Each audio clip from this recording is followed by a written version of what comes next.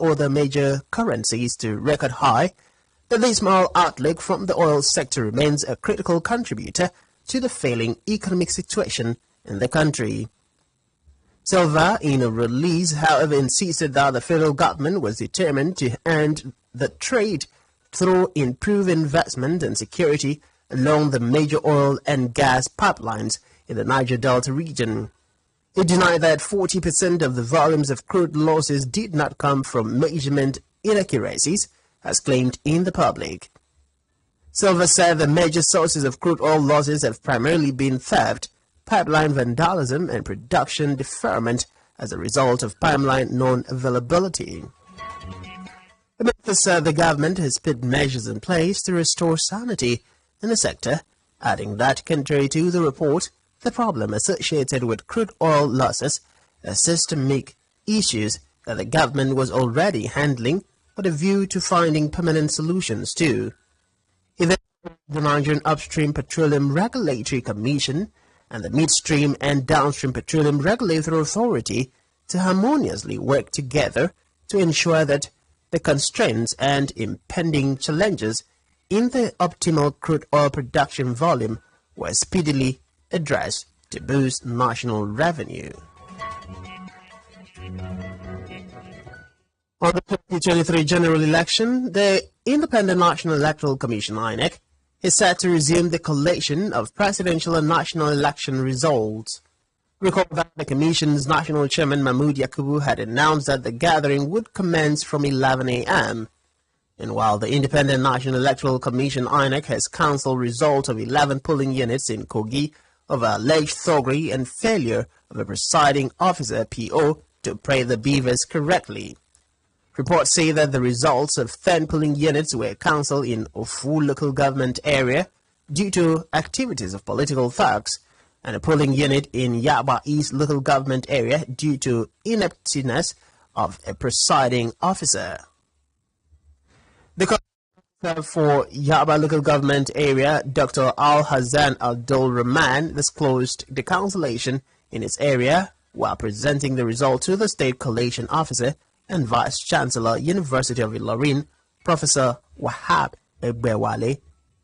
Professor Abdullahi Musa Yusuf, Collation Officer, CO for Ifu Local Government Area of Kogi State, while presenting his results, said result of 10 units had to be cancelled due to activities of political thugs.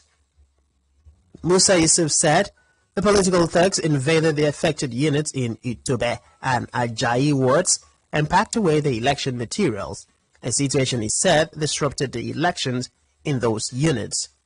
It disclosed that more than 6,600 votes in those units had to be cancelled.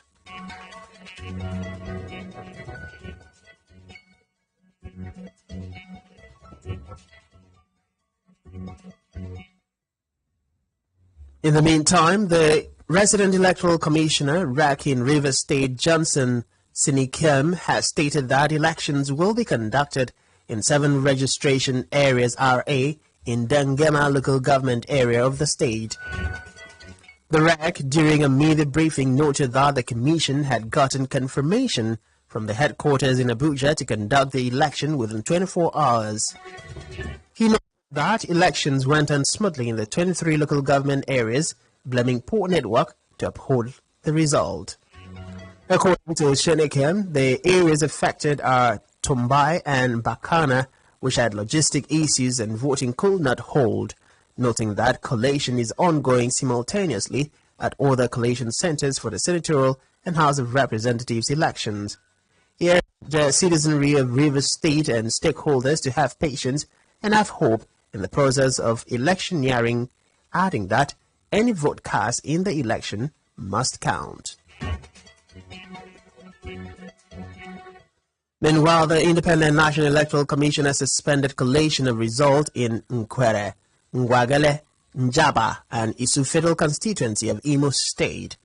The suspension followed the disappearance of the results sheet and result of the election for Njaba local government area. INEC said that the result of the 3 local government areas collated indicated that the People's Democratic Party candidate Ogonna Uzaribo scored 16,846 votes, while Harrison Nwadike of the All Progressive Congress scored 6,784 votes. The Labour Party candidate polled 6,609 votes to be trailing on a third position. The returning officer for the election, Roslyn Ogechukwu, who suspended the election, said that she could not return any candidate with the result of the 4 local government not yet fully collated. She said all matters relating to the election be fair to the INEC headquarters in Owerri, the state capital.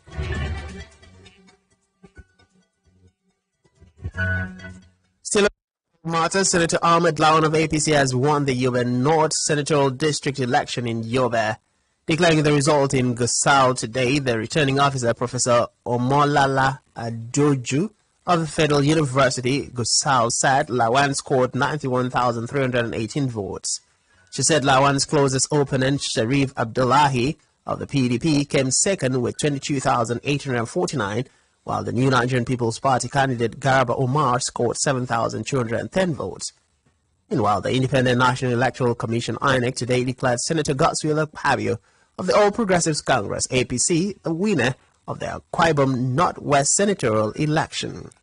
Declaring Akpabio as the winner, the returning officer for the senatorial district, Professor Anthony Udo, said that the former Minister Niger Delta Affairs satisfied all conditions to be declared the winner, having polled 115,401 valid votes. News on Planet Radio 101.1 FM. We'll take a breather now and then we'll bring you more stories from our foreign, sports and entertainment scenes. Please stay with us. So my son, welcome to the Kalangolo Shrine. The gods are with us. What can I do for you? Baba, the witch do me and I even sick self. I think say him give me HIV. Eh? No. What do you mean, Baba? No way anybody fits use witch give you HIV. If anybody tell you that one, na lie them talk. Because witch no fit give person HIV. No matter how the witch strong, nobody fit give or carry HIV from witchcraft.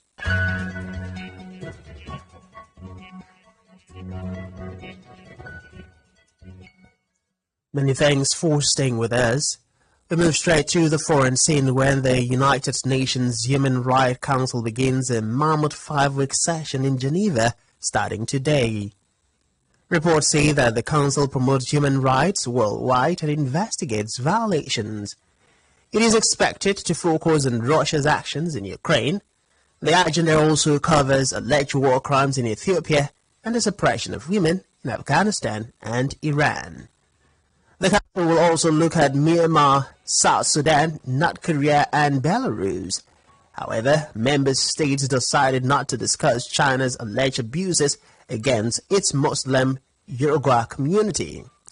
The session will be opened by UN Secretary General Antonio Guterres.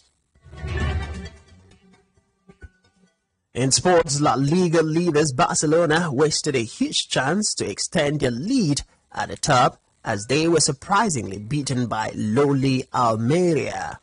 With second place Real Madrid drawing on Saturday, Barca knew a win on Sunday would take them 10 points clear.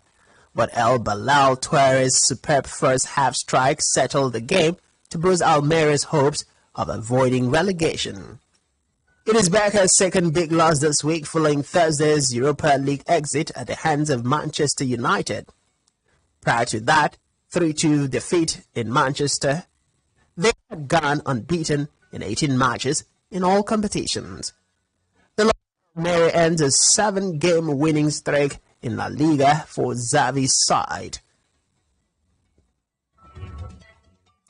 And still in sport, a football match in Istanbul between two Turkish teams, Besiktas and Antalyaspor, saw thousands of teddy bears thrown onto the pitch by fans. The soft toys will be given to children who survived the recent deadly earthquake which shook southern Turkey and northern Syria. According to reports, more than 50,000 people were killed, with towns and cities reduced to rubble. On the entertainment scene, Nollywood movie Everything, Everywhere, All at Once has cemented its status as the Oscars frontrunner after several big wins at the Screen Actors Guild SAG Awards. The Multiverse Adventure won Best Film Cast at the ceremony, while several of its stars were individually recognized. Michelle Yeoh was named Best Actress, beating frontrunner Cate Blanchett. Her co-star Ke Huy Quan became the first Asian winner of Best Supporting Actor, while there was a shock win for his co-star Jamie Lee Curtis in the Supporting Actress category.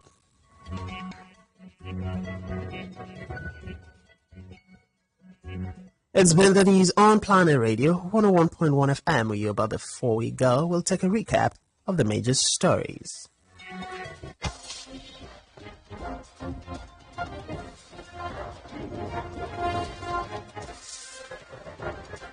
On the news this afternoon, we started off by informing you that President Muhammadu Buhari has called for vigilance as winds and rising temperatures increase risks of fires in forests, homes, public buildings and markets. We also told you that the Minister of State Petroleum Resources, Temi Silva, has again blamed vandals and thieves for the dwindling revenue from the nation's oil and gas sector. Still in the news, we reported that the Independent National Electoral Commission INEC is set to resume the collation of presidential and national elections result.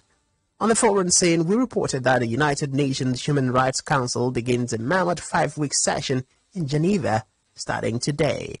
And in sports, we told you that La Liga leaders Barcelona wasted a huge chance to extend their lead at the top as they were surprisingly beaten by lowly Almeria.